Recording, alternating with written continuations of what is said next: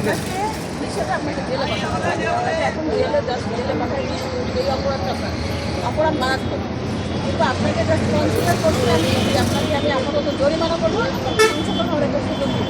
আপনি আপাতত যদি সংশোধন না হন তারপরে আপনার জন্য জেল পান হবে।